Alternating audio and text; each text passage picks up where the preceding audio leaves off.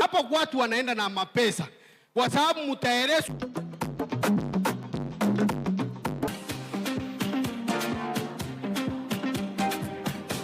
There's pressure on the consumer wallet because once fuel goes up, transport goes up, and all the materials that are carried by that transportation goes up. So speaking to our customers as we go to the trade, one of the things they were telling us is that they're looking for every opportunity to stretch their shilling. So even in their day-to-day buying, they are making choices. They are making choices just so that they can be able to make their ends meet.